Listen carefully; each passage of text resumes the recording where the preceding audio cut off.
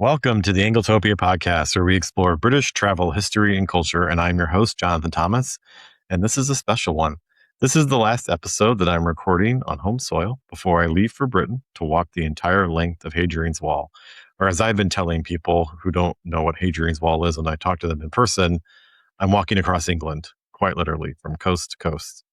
If you've been following along through the podcast or week by week in the Friends of Anglotopia Club Sunday post, you'll know this has been coming for a long time.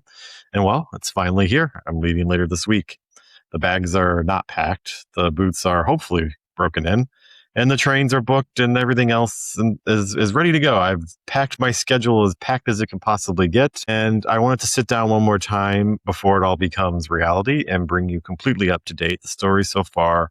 I'll look back at this extraordinary year, exactly what the trip looks like, and how I'm going to cover it for the podcast and for Anglotopia, and what I'll be doing once I reach the Western Sea, because I have a whole another week in England. First, I want to say a big thank you right at the top to the two partners making this whole adventure possible. My Walk of Hadrian's Wall is being sponsored by Max Adventure, a self-guided walking and cycling specialist company who have planned and booked this entire trip for me. And they have really handled everything, and they agreed to do this last year. That's what made this possible, because I didn't know how I would even pay for this trip. And so they've handled it great. I'm going to talk a little bit more about them in a little bit. So there will be a link in the show notes to their Hadrian's Wall walks, but they don't just do Hadrian's Wall. They do walks all over Britain, and they do walks all over the world. My experience so far has been fantastic. And like I said, there'll be more to talk about in a little bit about Max Adventure. And separately, I managed to line up another sponsor of the walk. Well, not really of the walk, but after the walk. We're going to do a 10-episode podcast series about the walk. So my goal every day is to record a little bit of a podcast, and then we will be releasing it in the autumn. And that is sponsored by SplashMaps, the makers of the brilliant fabric maps that I've been a fan for years. We actually used to sell them in Anglotopia store, and they are releasing a new splash map of Hadrian's Wall for people to walk the wall. So there'll be more about that later on as well. And so this has been a long time coming, not just for the last year, but the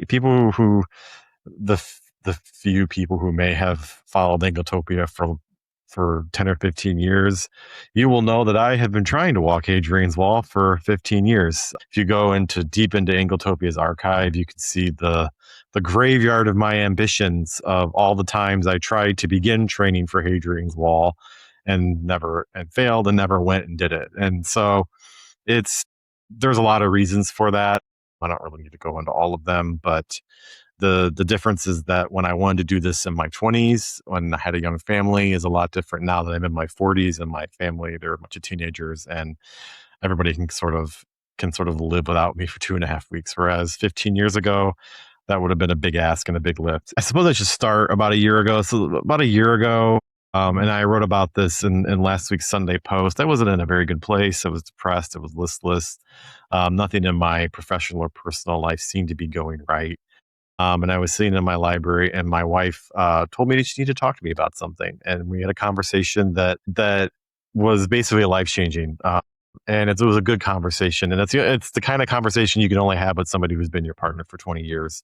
And my wife essentially told me, she could tell something was wrong. She's like, you need to fix this. You need to do something about it. And so we talked through it, and I realized, and I said, I need to be in England.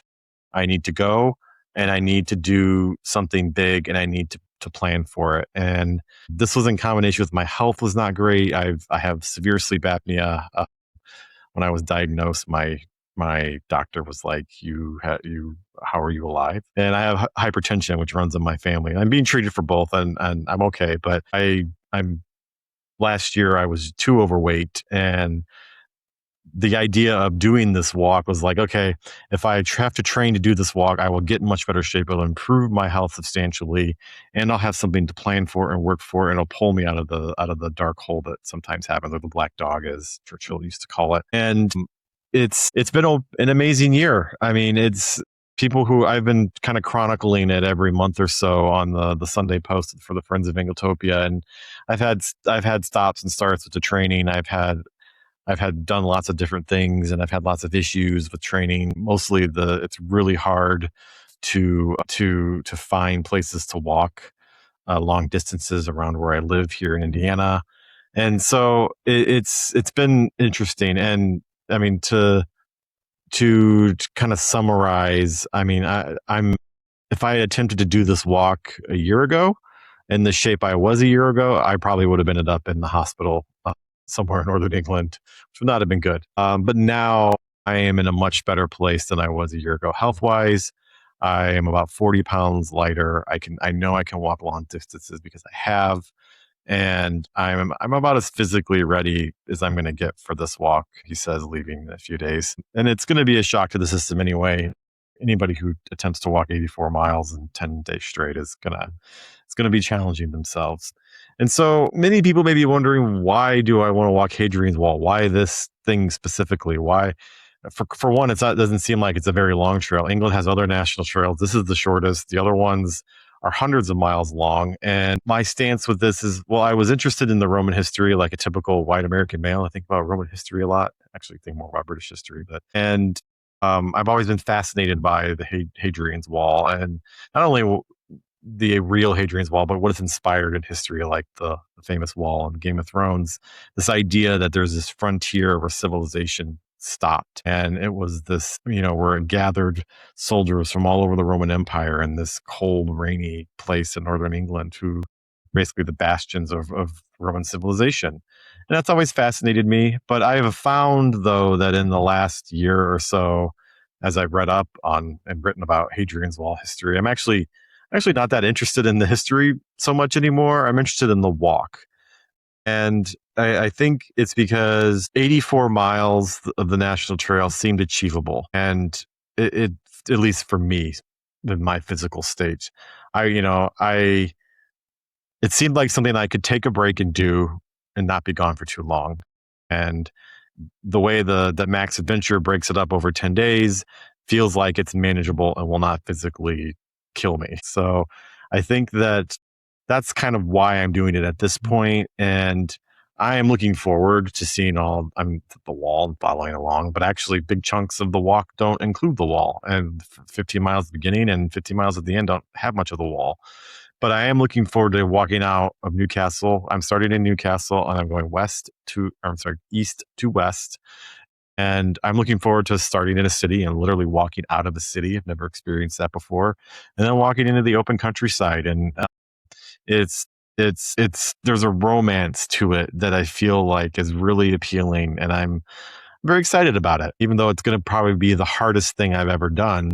And I've done a lot of hard things in my life. I mean, I'm 43. I've done lots of hard things. This is going to be the hardest, at least physically, on my body. And another small reason I want to do it is I have ancestral connections to Durham, which is nearby Hadrian's Wall. So this is very much a landscape that my people come from. And so I'm looking forward to communing with that connection a little bit and seeing, this from what I know about the people who live there. And they were in the Durham area in a village called Shincliffe. And I actually visited this village a few years ago. It's a beautiful little place. And this is the landscape they inhabited. And it's the landscape they left and came to North America and never went back to. And so this is kind of me going back and understanding this landscape that they left and felt like they needed to leave. So, like I said, I am not in the greatest shape, and I'm not much of a walker, and I hate exercising. Growing up, I hated gym class and I hated moving. And that's the problem when you're an adult, because you need to move or else you gain weight and it creates all kinds of health problems. And I've never been particularly cared about my health or how I looked. And I really needed to start because the problems have compounded, like I said, with sleep apnea and hypertension. Hypertension runs in my family. It was inevitable for me. But the sleep apnea also runs in my family, and you don't really think about your sleep very much until you're sleeping poorly, because it ruins literally every other aspect of your life. And my doctor was like, if you just lose 20% of your body weight, the sleep apnea will probably go away and the quality of your life will substantially improve. So that's really what I've been working on is just improving my health to the point where I can sleep better and I'm healthier and I will live longer, hopefully. And so because I don't like to exercise, the least bad option to me was to walk. I do kind of like to walk. When I was growing up as a teenager, I walked a family's dog every day, and that kept me in good shape when I was a teenager. And, walking allows you to think, it allows you to commune with nature.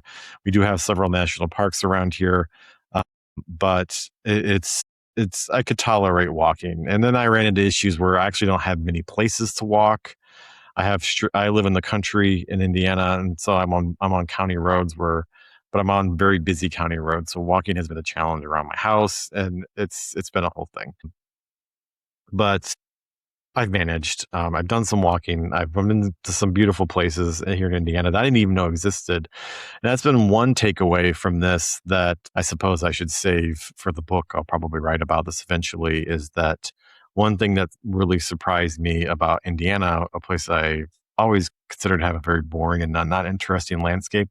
I've actually discovered some really beautiful places here that I had no idea existed, simply because I just was never exposed to them. And having to go find a random trail on my trail app and go walk it, I had some amazing experiences. I also had some terrifying experiences. So, yeah. And so doing this walk now, it's turning something that I always wanted to do someday into I am doing this. And that shift is so important, because I'm a very big advocate of setting goals and achieving them. And when I started Anglotopia, I started it with the goal that I wanted it to get me a trip to Britain. And that was back in 2007. And I did it. And then I did it again, and I did it again, and did it again. But in the last few years, like I said, the business was listless. I was listless. Things needed to change. Some needed to inject some new life into everything so the business would grow again, and so I would grow again. And so that's why I'm doing it now. And the fact that I was very public about it, talking about it on the podcast, talking about it on the Sunday Post for the Friends of Anglotopia, that means I had a group of people who I was kind of accountable to. And then after that conversation with my wife last summer, when I decided that I'm going to do this, in very quick succession, I lined up Max Adventure as a sponsor. And that put it on the calendar. That meant it was going to happen. When I saw the booking confirmations come in for my hotel, I was like, I am really going to do this. I have 10 months to prepare my body physically to do this walk. And so I put it on the calendar. I've talked about it ad nauseum with my family, who are probably driven mostly insane by talking about it. I've talked about it with my kids and my wife. I've talked about it with my dog. I even got a new dog, and all of this, in all of this whole process. Last summer, I mentioned the dog that I walked when I was growing up. It was an Irish setter, and my entire adult life, all I've wanted was an Irish setter again, because I just love the dog. They're beautiful and they have good temperament, and I've always wanted another Irish setter. And so last year, to encourage me to walk, my wife bought me an Irish setter as my anniversary present last year. And it was born in July. It was actually born yesterday, this time last year. And we took it home, and I think it was early October. And his name is Hudson. I'll put a picture of him in the show notes. If you go on our social media, he's been on my social media a few times. He's the handsomest, most misbehaved dog you can possibly imagine. And he has been my steadfast walking companion. He's been on more walks than he probably actually wanted to go on. But he's a high energy dog, so he needs the walks. I need the walks. So we've been working through it together. And so, like I said, once I did all these walks with the dog, the trip was on the calendar for Max Adventure, there was nothing to stop it. And then last January, I bought the plane ticket, and that's it. I can't emphasize enough. This is happening. It's happening later this week. My countdown is down to several days here, and forgive me for not saying how many days, because I don't like to say where I'm going to be when, just because it's the internet. This whole thing is not just a big thing for me. It's also a big thing for Anglotopia. It's a big thing because I landed a major sponsor through Max Adventure. I will be sharing parts of my trip on social media. They want me to do a podcast episode about the whole walk and a few other things. And then I realized, though, that this whole process is much bigger than just one episode of the podcast. I think I realized that it could be a whole mini series. And so to accommodate that, I wanted to do a 10-episode series about the walk where I'm going to record my thoughts and everything while I'm walking to make the backbone of those episodes. And I needed a sponsor for those because you know what? Even though I had my ticket plane for and a Max Adventure was paid for, there was still a lot that still needed to be paid for to prepare for this walk. And so SplashMaps, they came in last May as a sponsor of this podcast series. And so they helped make the rest of this trip possible. And I couldn't be more grateful with SplashMaps for helping to do that. They even commissioned a special map of the Hadrian's Wall National Trail that I'm going to be taking with me. I don't have it with me yet. It's supposed to arrive here any day now. And I will share it along the way, share some social media posts about it. It's going to be the mapping I use in my videos that we're going to release. And then, so the more about SplashMaps later on. I actually did an interview with the owner of SplashMaps earlier in the summer, which I'll link to in the show notes, where I talked about how I'm preparing for this adventure. So let's talk about the nitty gritty of the trip, because I know a lot of people like to know about these things, and I like to talk about them because this is my passion. So planning. Let's talk about planning. So now Max Adventure have planned everything. So, but before Max Adventure came into the picture, over the years, I have a library of stuff about Hadrian's Wall, because what do I do when I'm interested in something? I buy all the books about it.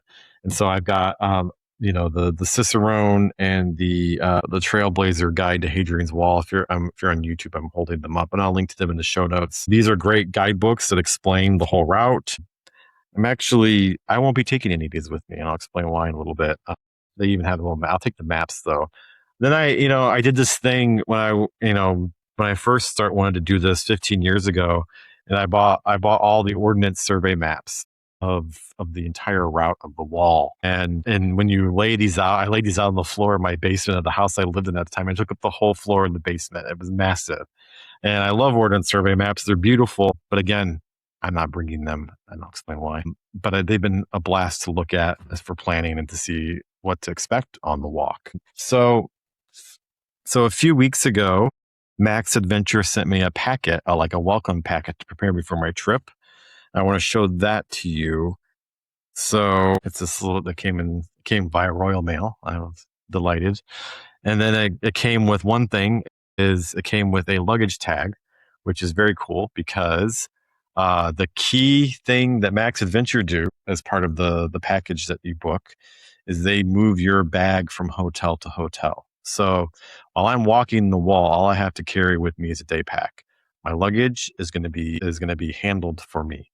So every morning, by 9 a.m., I take my suitcase down to reception at the hotel I'm staying in, and the service comes and picks up my bag, and will take it to the next hotel and hopefully meet me there later in the day when I get there. And then I just have to have breakfast and have my day pack and get ready to go and walk that leg of the trail. They included a kind letter preparing me for my walk, which has a key.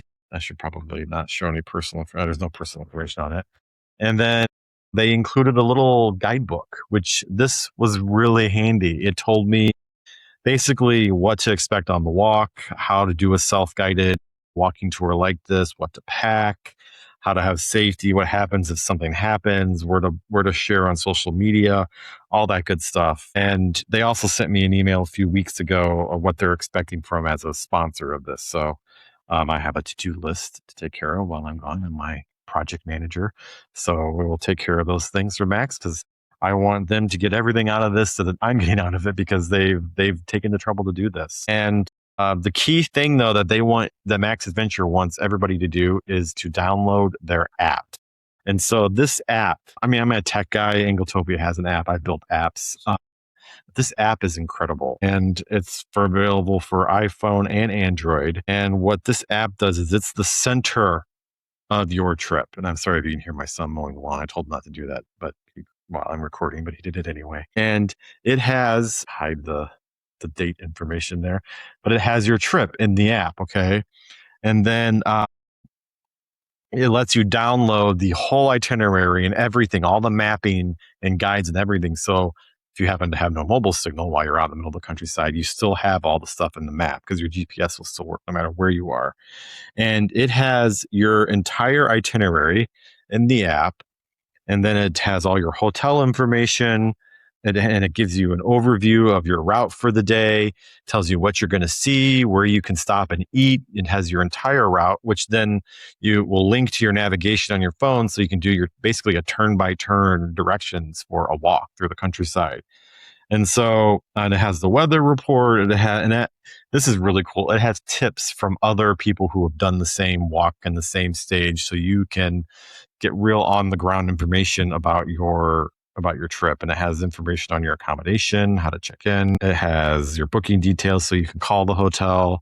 It's got information on the luggage transfer, and it's got everything you could possibly need. So I'm looking forward to this being my guide for the day. And because of the app and the other apps that I have, I mean, there's no reason to bring guidebooks or apps. And anything I bring, I have to carry with me for 10 to 15 miles a day. So I don't really want to bring a ton of stuff. So sadly, the romantic maps that I've been staring at for 15 years are going to stay home, which is fine. I still love looking at them anyway, and I can look at them when I'm done and see all the places I went and be like, oh, I saw that. So yeah, the app is super cool. The app is free. I mean, but you have to book a trip with them to get access to all the stuff. And so when you book a trip, it gives you access to the app and everything. So I highly recommend them just for the app, because the experience so far has been great. I can't wait to get on the trail and try it out. So let's talk a bit about my itinerary. Thanks to the lovely support of my wife, I'm not actually leaving the day before the walk starts. I'm leaving the day before the day before. So I'm leaving for an overnight flight to the UK from Chicago. Then I'll arrive in England very early in the morning, and then I have most of the day to recover from jet lag and get to Newcastle. So I need to get to Newcastle because that's where the walk starts. But my journey is not starting directly in Newcastle. So I've already booked a train ticket to Newcastle. But then my first night, I use my hotels.com rewards that I've been hoarding for years to book a stay at Lumley Castle, which is a 14th century castle hotel in Chester-le-Street, which is just down the street from Newcastle. And so this is like my preparation night, kind of. I'll have a nice dinner in the castle. I get to stay in a castle, and then I get ready for the walk the next day. And I'll probably do a walk nearby the castle as well, just to kind of pregame. And then, so I'll stay there overnight. And then the next day, I don't have it all planned out yet. It's going to be kind of how I feel from the jet lag, because I'm going to be near Beamish, which is it's a living history museum in the Black Country of Durham, which I've always wanted to go to. And I might have a couple hours where I can fit in a visit if I show up right when the place opens. So I really want to go there. So I'm hoping I feel up to it. But after I've done that, I need to get back to Newcastle. So I'll take a taxi back to Newcastle, or the train. I mean, it's one stop on the train. No big deal. I'll get back to Newcastle, and then my hotel is right in the center of Newcastle. And so that begins my adventure in Newcastle. Never been to Newcastle. I've driven by it on our way from Lansing to John O'Groats, but I never stopped. So I'm looking forward to visiting Newcastle. Looks like a beautiful old city with lots of regeneration. And my hotel is right in the center of Newcastle. I'll drop my bag, and then I'm going to have what I'm calling day zero. I should probably talk about the geography of the walk before I get into this. My notes are telling me I should have done that. So getting ahead of myself. So Hadrian's Wall in the Roman times, it ran from Wallsend, which is a neighborhood now in Newcastle. It's literally called Wallsend. The walk starts in Wallsend, where there's a museum, a Roman history museum, and there you get your Hadrian's Wall passport. And this is a little booklet that you get that you can stamp at the various waypoints along the way, and the goal is to get all the stamps. So you get this at Wallsend, and there's a museum there which I plan to visit. And then the walk begins there, and then you have 5 miles basically following the Tyne River in Newcastle. It just literally follows along the river, and you basically see all of Newcastle. And then beyond that, you literally you continue to follow the Tyne pretty much all the way to the first stop. And then I'm not going to kind of go into the nitty gritty of each stop, because it's like I'll be here for more than an hour, and we're going to talk plenty about it in the special podcast I'm going to record. But I'll quickly give you the stages. It's Wallsend to Hedon, and then it's head end to Corbridge, then it's Corbridge to Challerford, and it's Challerford to Once Brewed, which is a weird name for a village, but it's really the name of the village, trust me. Once Brewed to Gillsland, and then Gillsland to Haytongate, Haytongate to Carlisle, and then Carlisle to Bowness-on-Solway, which is the end of the walk. And the middle sections after you get out of Newcastle largely follow the path of the original Hadrian's Wall. The Newcastle, because it's a big city, it's been built over, a lot of the wall just isn't there anymore. And so that's why you're following the Tyne River on the National Trail. But once you get outside of the city limits, you'll begin to follow the wall. And the wall goes all the way to Bowness-on-Solway, and we're gonna follow it along its way. And then I can't wait to walk along those old stones. And so a lot of people will do the walk west to east. They'll start in Bowness-on-Solway and end in Newcastle. I did consider doing it that way. I did a podcast last year with Quentin Lake where he talked about walking Hadrian's Wall, and I also did one with one of the guides at Max Adventure, and that really convinced me to do east to west, simply because I wanted the experience of walking out of the city. As somebody who grew up on the outskirts of Chicago, like the idea of walking out of the city into the open countryside, right into Roman history, it's so appealing. I got to do it. So that's why I ended up doing Newcastle the other way. So the weather won't be at my back, but I'll have to manage. And so back to Newcastle. So my plan is to have a day zero.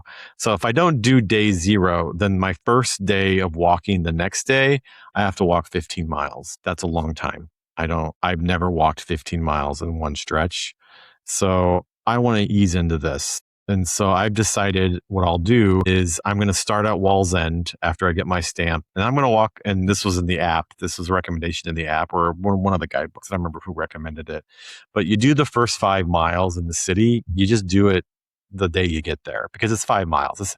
I could do 5 miles in my sleep. And so I'll walk from Wallsend basically back to my hotel, and that gets the first 5 miles out of the way. So then the next day when I start the walk properly for day one, I only have to do the 10 miles from my hotel to the first waypoint. And I will say now, 10 miles is still the longest walk I will have ever taken. So, and in a single day. I'm really nervous about it. I hope I can. I have no choice. I have to do it. I have to get to my next hotel. I'm a little scattered today because these final few days before I leave they're so packed. There's so much to do.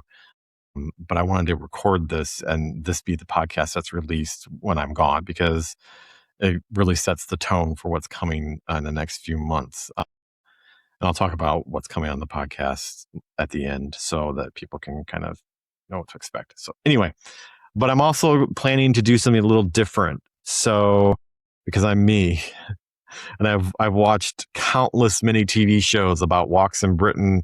I've watched several TV shows about walking Hadrian's Wall. I've watched several about other national trails. I'm going to do something. I'm going to do my own twist on this walk. So there's another national trail that walks across England, and it's called the Wainwright Coast to Coast, and it's further south, and it's almost 200 miles. And I would like to do that one day, and I'll talk about this a little more later. Hopefully this walk is the first of the beginning of a yearly long walk in England for me. So the Wainwright Coast to Coast, there was a show about it a few years ago that was hosted by Julia Bradbury, and she did the walk, and then also talked about the literary history of Wainwright and how he did the walk and wrote his book. And it's an iconic walk, and it actually just became a national trail in the last year. And so it's a really big deal in the walker world. But I digress. I'm getting off topic here. In the TV show, she did a thing that I always remembered. And she said that a lot of walkers have a tradition when they start the Wainwright Coast to Coast. They they take off their hiking shoes, they dip their toes in the North Sea. And then when they get to the other end, in the Irish Sea, they do the same thing. They take their hiking shoes off and dip their toes in the Irish Sea to kind of complete that circle. And so while I'm not starting the walk at the North Sea at Teignmouth, I'm going to go there, and I'm going to dip my toes in the North Sea. For one, I've never seen the North Sea other than driving by it, and I want to do it. I'm going to dip my toes in the North Sea, and then when I reach the end of the walk in Bowness-on-Solway, if the water's in, if the tide is in, I don't know if it will be, I'll dip my toes in the water there as well and complete that circle. And I know from my research that there's a castle at Teignmouth, there's a beach, there's probably going to be chips involved, chunky chips involved, seaside chips. So I'll do that. And then I'll go back to Wallsend and start my 5-mile walk. And to accomplish this, so I don't have to do all the walking, because actually Teignmouth is quite far from the center of Newcastle, and I don't want to overdo it. I'm going to rely on the Tyne Metro, which many people don't know that Newcastle has its own underground system, a lot like the tube. And I'm going to be relying on that to get around Newcastle. And don't worry, you can count on a video and articles and lots about the Tyne Metro, because the train nerd in me is super excited about actually riding it. So I'll ride the Tyne Metro out to Teignmouth, and I will dip my toes in the North Sea, and then I will come back to Wallsend and start the walk. And I'll start that walk on day 0. And the guidebooks are like, it's a really boring walk. You're just walking along a river through a city. And I'm like, well, I like cities and I like architecture, and there's a bunch of neat bridges and a bunch of neat buildings that have been built in the last couple decades. So I'm really looking forward to it. I think it'll be cool. And it should be fun. It's going to be an adventure because I've never been there and I've never done this before. So, and then from then on, the next day, I'll start the walk properly. I'll walk my 10 miles out of the city. And then the app has kind of prepared me for what to see and do along the way. I also did some research on my own and I have a rough itinerary of all the things to see and do along the wall. And I put it in my TripIt. I use TripIt to manage my itineraries, in case you're curious. It's a very old Web 2.0 platform, but it works for me, because it links to all the calendars, and you just forward it things and it puts them on, and it's no one's made a better tool for me, so I use TripIt. And so I put all these things in my TripIt, and if I do them, I do them. If I don't, I don't. And that's the thing that I want to make clear, is there is a lot to see and do along this walk other than open countryside. And normally I'd feel very pressured to see and do everything, but I simply can't see and do everything. Some things are a bit of a trek off the trail. And if I add them to my itinerary, I'm going to be doing too much, and I'm going to be overdoing the distance. So I have to be careful and be a little selective in what I do end up doing. And there's so much on the wall itself. All the interesting Roman things were on the wall. All the mile castles are on the wall. All the big forts like Vindolanda, like they are all literally on the wall. So hopefully I won't have to trek too far from the wall to see these things. But there's other things I want to see other than the wall. Because like I said, as I've done the research for this and read the books and stuff, I'm less interested in Roman history than I was before I started. I will admit I did watch Gladiator the other day to prep. But I do want to see Sycamore Gap, where the tree was cut down. I want to see Lanarkhouse Priory. One of my night stopovers is in Carlisle. I want to see Carlisle Castle, Cathedral, and then there's a few other things. Like I saw there's an airplane museum along the way. Like these are things I really want to see. If I see them all, okay. If I don't, there's going to be so much to write about and take pictures of and have content about from this trip that if I don't do everything, it just gives me an excuse to come back. So, and I can always come back because there's a bus that runs along the entire length of the wall. And if you want to do these things another time, you literally just get on the bus and go see them. And I can do that at the end too, if I want, because I'm getting ahead of myself, but I do have a day after the walk is done where I could go back and see anything I missed along the way if I wanted to. Probably not going to do that. I have a plan, but this isn't my only chance to see a lot of these things. I want to spend a lot more time in Northern England in the coming years, so I can always come back and see these things. But I want to build a narrative, build a route of interesting things so that people have something to gravitate towards when they read our content. And I want to hopefully find some American connections, because that really resonates with our readers and our podcast listeners. So stay tuned for all that. And then I already explained the itinerary. It's going to take 10 days. They Max Adventure do have options to do the walk in less days. And I think 10 is the longest they offer. And like you can do it in 3 or 4 days. You can do it in a week. When I interviewed Quentin Lake, he did it in 4 days. I'm taking my time. This is already, like I said, this is already the longest, the biggest amount of walking in a row I have ever done in my life. And so I wanted to give myself as much time as possible to complete this because I have to complete it. I have to do it, not just for my physical health, but to really have achieved this goal. And I'm not going to be like do a few miles and then get on the bus and get to the next trailhead, because that's not doing it. And I'll never be able to live with myself that I went through all of this to go do this. And then I didn't do it all. Like that's not going to happen. I don't do things that way. So what's the weather looking like? I'm now at the stage where the weather for when I'm going to be there is the forecast is accurate, and it's going to be, looks like 60s and 70s degrees Fahrenheit. And it looks like it might rain almost every day. So good thing I bought waterproof gear. So, and I should probably talk about gear that I have bought. I'll go through this real quickly. I have bought gear for this, various bits and bobs. I bought hiking boots earlier in the year.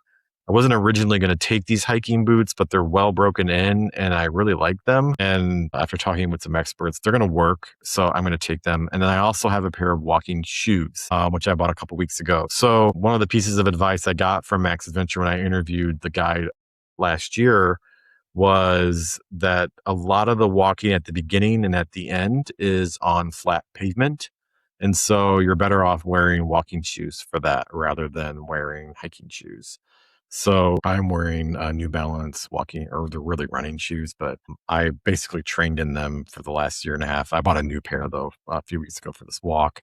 Very happy with them. My feet never hurt after a long amount of walking. So I'm taking 2 pairs of shoes with me. I'm bringing waterproof pants, waterproof jacket.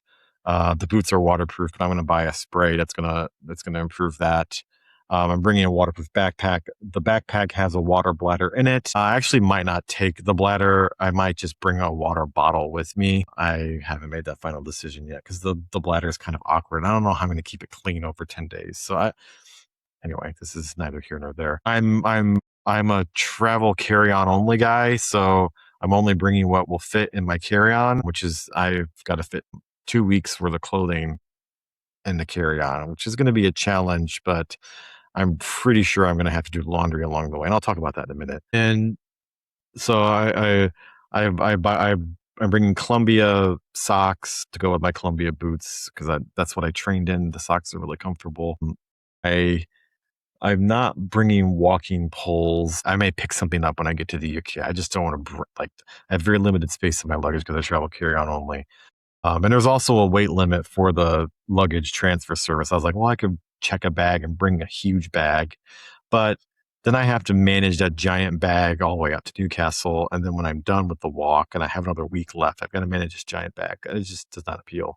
So sticking to carry-on only. And then, like I said, I brought a jacket, but I'm actually going to bring a warmer coat just because in the evenings it's supposed to be in the 40s and some nights. And while I don't really plan to be out in the evenings, once Brewed, the weirdest named village ever, I'm saying that twice, Brewed Inn, noticing a theme here. It's in the Northumbrian Dark Sky Reserve, and they actually have a planetarium and observatory on site. Now, unfortunately, the planetarium is not doing a thing the night I'm there, and I'm only there for one night, obviously. So I won't be able to do the normal astronomical experiences they do, but I'm going to be out in this Dark Sky Reserve. So I'm really looking forward to being out to see this. I've never seen the stars in the Milky Way like that. So I'm looking forward to that. There's a lot of little things like that I'm looking forward to that I might even covered and that were mentioned in the app or I'm planning to do. Again, this will all be for the longer form podcasts that are coming. And then what else am I bringing? I'm bringing my camera. I'm bringing the digital camera that is filming this, bringing my microphones because I'm going to be recording a lot while I'm gone, laptop. And during the day, I'll carry my laptop with me, my cameras with me, and my snacks and my food, my water. But that's it, because the bag is moving from hotel to hotel, so everything can go in there. And then I'm bringing some Anglotopia hats. I should have brought one to demonstrate it. I got some new hats made with Anglotopia's logo on it, just to keep the sun out of my eyes. I got new glasses about a month ago, so I'll have my new Anglotopia green glasses. I don't know if you can tell they're green. And that's really it for anything special I'm bringing. I'd like to thank my parents. They bought a lot of this stuff for my Christmas present last year to support the walk. So that's all coming with. And yeah, hopefully I stay dry. Hopefully I stay vertical, and hopefully I don't die from all walking. So what is coming down the line for content for everybody? So there's a lot. Like I said, this is a big deal, and it's not all going to come out at once. It's going to come out over the next year or more. I mean, up until a few months ago, I was still publishing stuff from the trip we took back in 2024. So this stuff will be coming out over the coming years. This is going to be years worth of content. So there's going to be a one-off podcast, which is the one sponsored by Max Adventure that they want as part of the sponsorship, where it'll be an overview of the walk and my thoughts on it and everything and how things went. That will come out probably in September, right after I get back. They don't expect me to post a ton while I'm walking. They're fine if I do it when I get back. I may still do some while I'm walking. But again, I'm going to be sharing on social media. I'll share some pictures. I'll maybe share some rough reels on Instagram and Facebook while I'm walking. But again, a bulk of the stuff that I'm going to release will be after. I'm mostly going to be focused on filming, recording, and getting the daily walk done. And I'll worry about content publishing later, because it can be too much. We've done trips in the past where, like for example, when we did Lands into John O'Groats, we did a daily video of that day's driving and things we did that day, with narration, with editing, with everything. And so, like, I was literally, we would travel all day, do the research all day, and then in my hotel room at night, I was editing video and releasing video. And I'm like, that's really not a way to do it. For one, they weren't that polished. And two, most of the viewers for this stuff, and when we release it, will be in the years after. It will not be when we release it right away. And with reach on social media, like even if I posted something the same day, you all wouldn't see it until days later anyway. So there's no push anymore to break my spirit to film and edit something every day and release it that day. The recency isn't critical anymore to whether this succeeds or not. Like I said, most of the viewers of this stuff will come in the weeks and months and years that follow. So we'll do little posts and stuff while I'm walking, but my focus is to get the stuff in the can and to edit it all together later.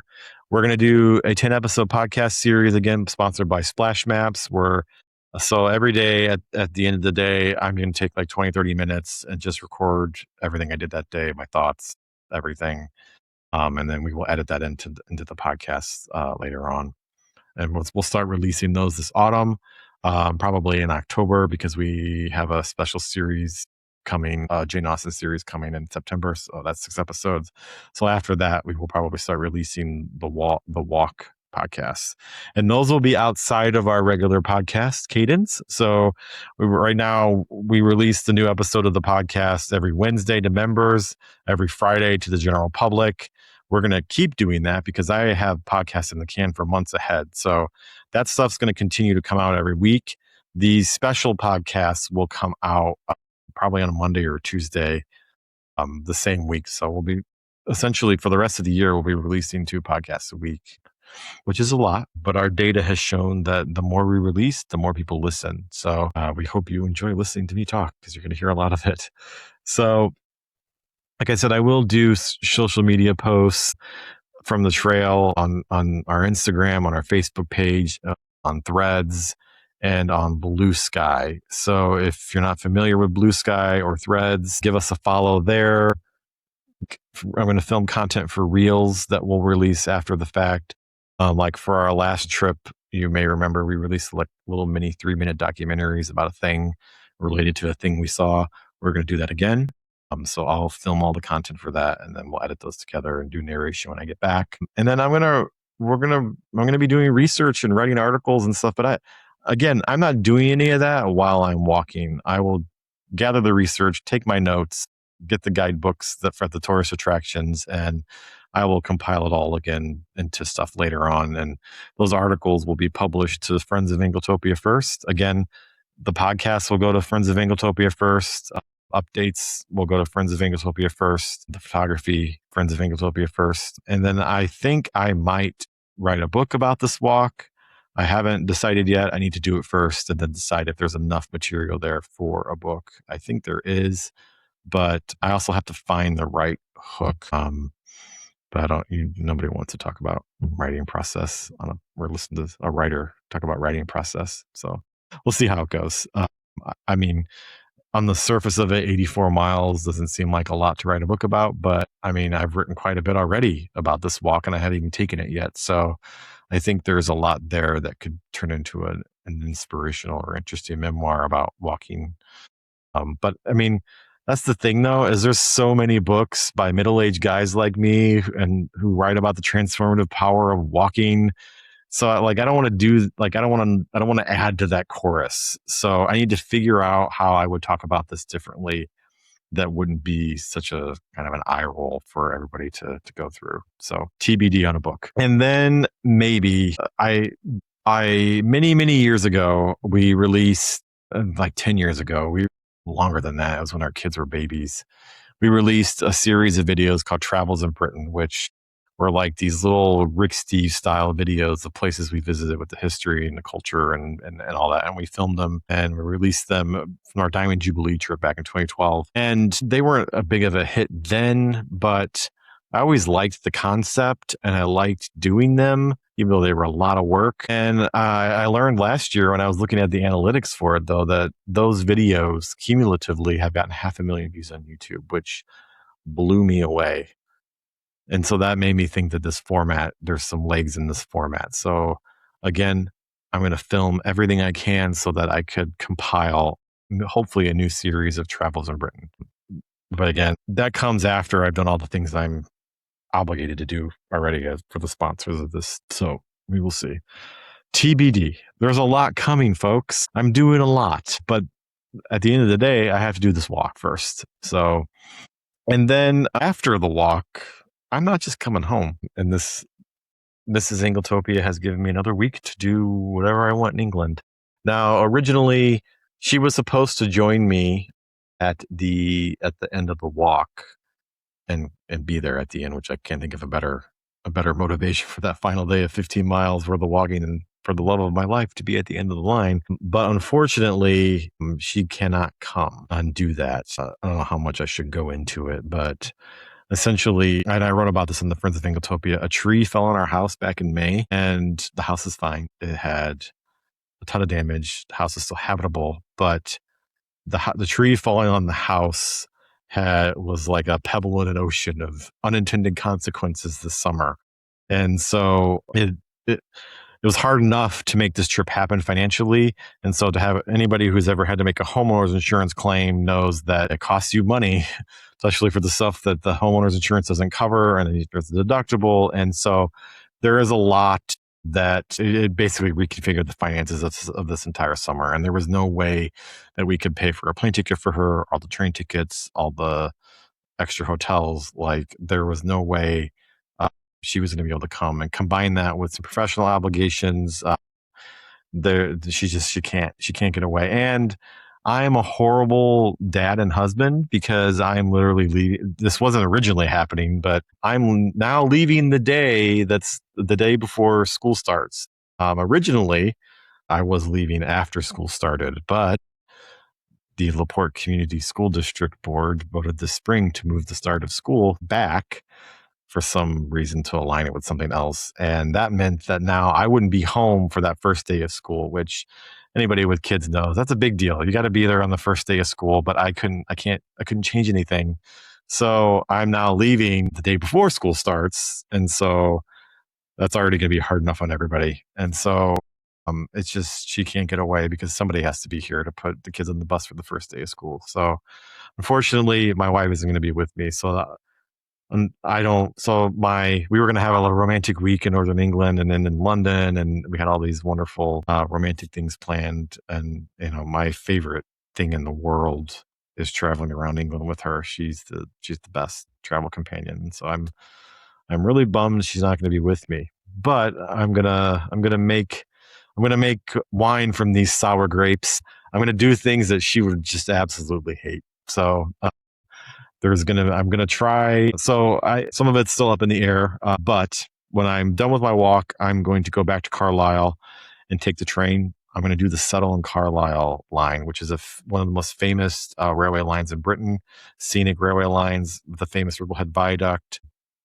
I'm going to go ride that. I'm not going to Leeds or Carlisle, but I'm going to ride the line and end up I think I'm going to end up in Leeds. I haven't figured it out yet. The logistics are like, what do I do with this suitcase? It's hard. We'll figure this all out later.